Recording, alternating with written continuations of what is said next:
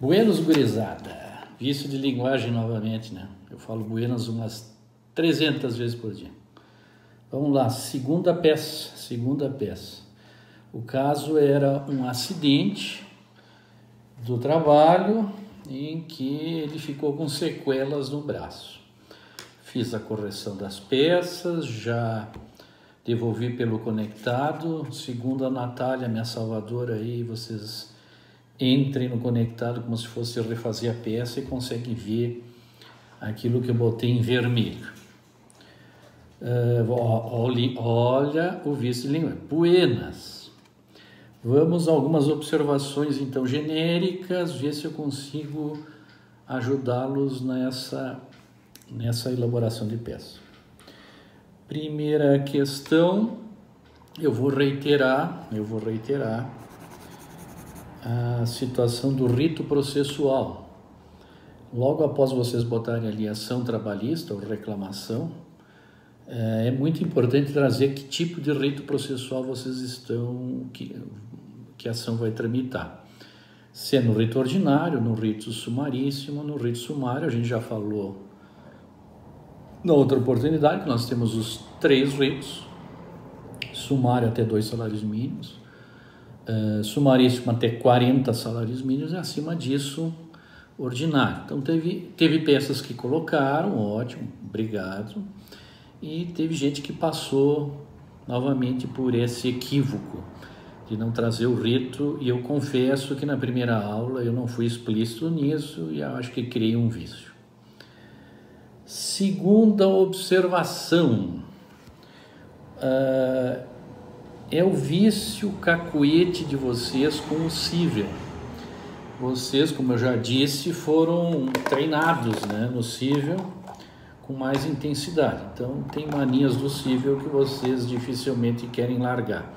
Mas eu vou insistir, né? Quer uma balinha aí? Não. Eu vou insistir.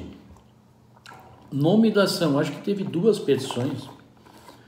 Tiveram 2 petições que colocaram o nome da ação bem comprido, assim, ação de acidente ou ação indenizatória acumulada com pedido de dano. Simplifica. Justiça do Trabalho, nome da ação, reclamação ou ação trabalhista. Deu. Não fica botando acumulada com pedido de indenização, isso aí é mania do cível. Simplifica. Justiça do Trabalho, as coisas são mais simples. Faz isso para mim, pelo amor de Deus, perde essa mania do cível aí. Outra questão do cível, já que estamos nesse tema do vício das petições do cível. Eu sei que vocês, quando eu digo alguma coisa para vocês, o que vem à mente de vocês é o cível, mas vamos lá, tem que separar. Ao final da petição, tem que separar os pedidos de direito material dos pedidos de processo. Vamos relembrar a estrutura da petição. Endereça ao juiz do trabalho, já perderam a aposta, teve um que botou juiz de direito no outro trabalho, dá um espaço, qualifica o autor, nome da ação, ação trabalhista ou reclamação, qualifica o reclamado, o réu da ação, o item 1 do contrato, 3 assuntinhos, lembram? Data, salário e função. Aí divide por assuntos. Aqui tínhamos a estabilidade, nós tínhamos a pensão, nós tínhamos o dano moral. Ótimo, dividiu por assuntos. E depois vem os pedidos. Os pedidos são a repetição daquela fundamentação que eu fiz antes, mas são especificamente pedidos do contrato, pedidos de direito material. Não mesclem com os de processo. O que são os pedidos de processo?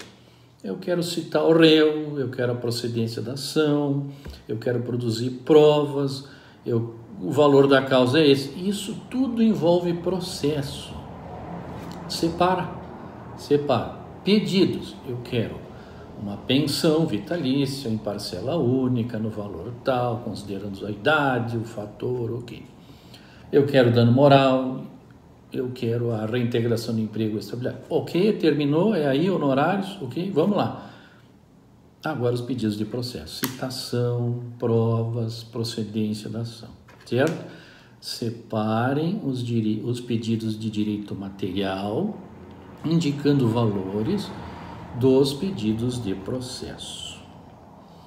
Vamos lá, que mais?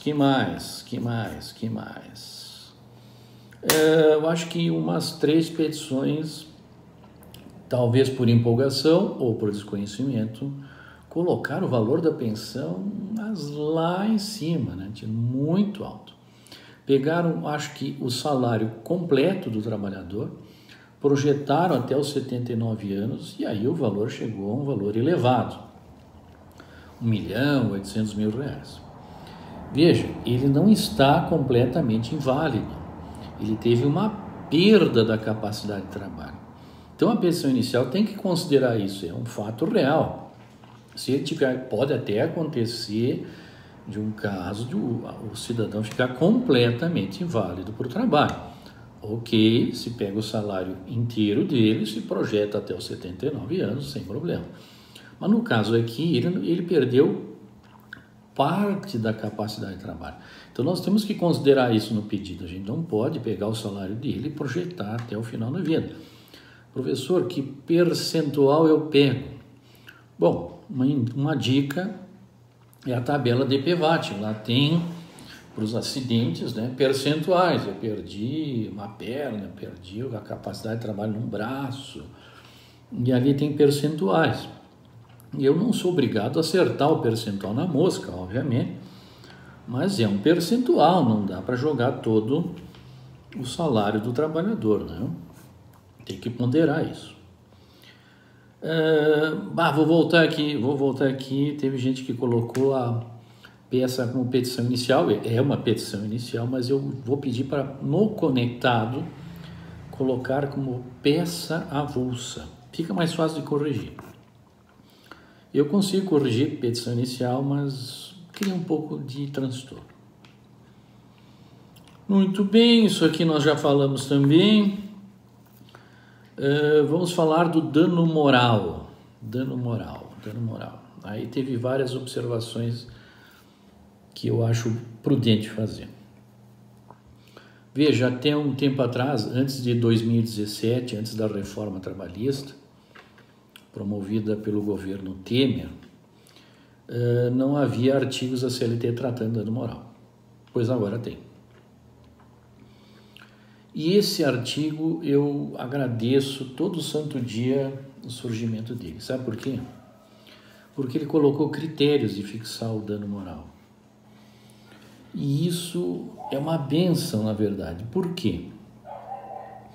Eu, como professor, devo ter participado de algumas bancas de TCC que os alunos, antes da reforma, gastaram pensamento, escreveram, estudaram, leram, gastaram tinta, foi feita a banca, foram aprovados o TCC, tudo para discutir que valores nós teríamos que usar na questão do dano moral, que é um assunto extremamente difícil e polêmico e, obviamente, não há uma resposta única, o que facilitava os TCCs, porque se ele adotasse uma tese, eu não poderia ser contrário a ela e o aluno estaria bem. Ou seja, veio a reforma e se acabou com essa discussão interminável.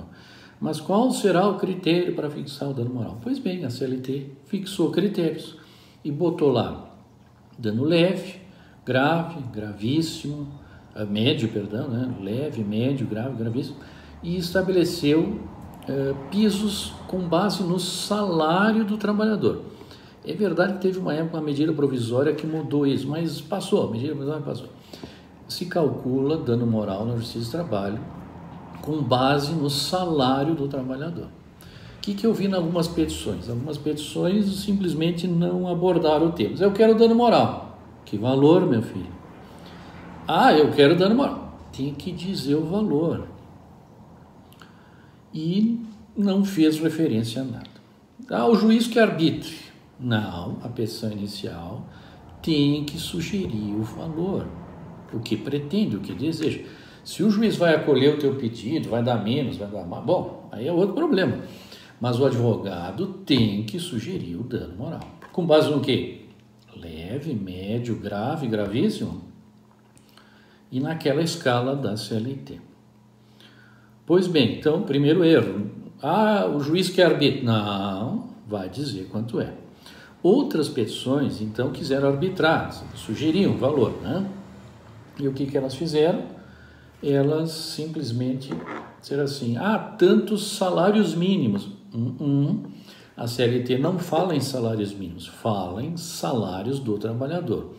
Por que a CLT optou pelo salário do trabalhador? Por uma questão de lógica.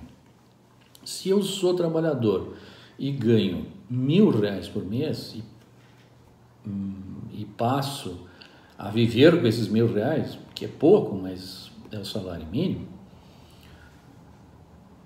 presume-se que R$1.000 é um bom valor para ele passar 30 dias. Então, quem sabe 10 salários, 10 meses. Se eu sou um trabalhador que tem um padrão de vida melhor e ganho R$10.000 por mês, o juiz vai usar o mesmo critério, 10 salários. Só que, para mim, 10 salários vai representar 10 meses do meu ganho, do meu padrão de vida. Então, não é salário mínimo. É sim o salário do trabalhador. Por uma questão de equidade, de justiça, ele tem que ter por base o salário que ele vive. Então, dano moral, teve gente que não atribuiu, errado. Teve gente que atribuiu, mas vinculou o salário mínimo. Não é verdade, não está correto. E teve gente que pediu dano moral, mas em relação à dispensa do empregado. Ele foi dispensado. Isso, aí já é outro pedido, já é outra circunstância. Lembre-se que a sexta vara do trabalho trata única e exclusivamente, aqui em Caxias, única e exclusivamente, de danos relacionados a acidentes. Se eu quero dano moral porque eu fui dispensado, eu saí da competência da Justiça do Trabalho. Teve até uma outra petição que pediu insalubridade. Não pode. Nós temos que fazer duas ações aí. Uma ação pedindo insalubridade e outra ação pedindo os danos decorrentes do acidente.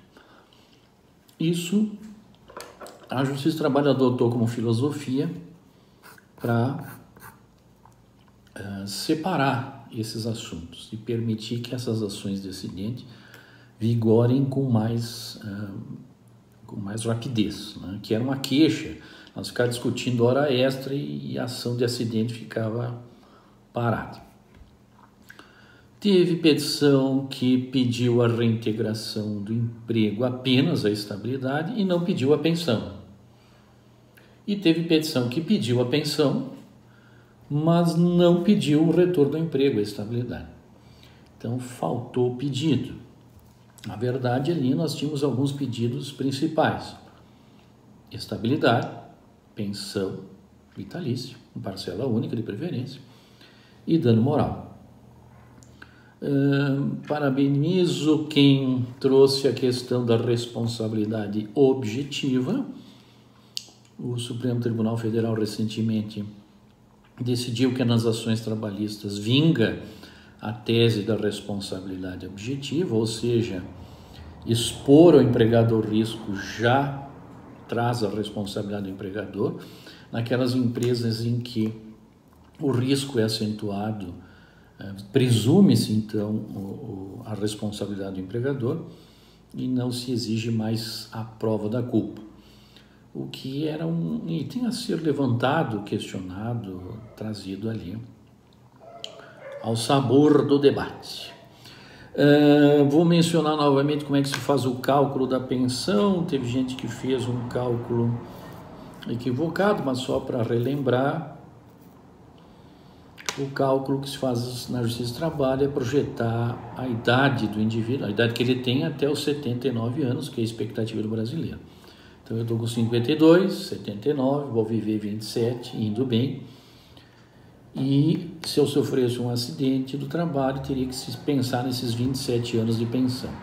Percentual de perda repito, eu tenho que estimar na petição, tendo por base a tabela de PVAT, mas eu tenho que estimar. Claro que eu não preciso acertar na mosca, mas eu tenho que estimar. Esse é o cálculo do pensionamento.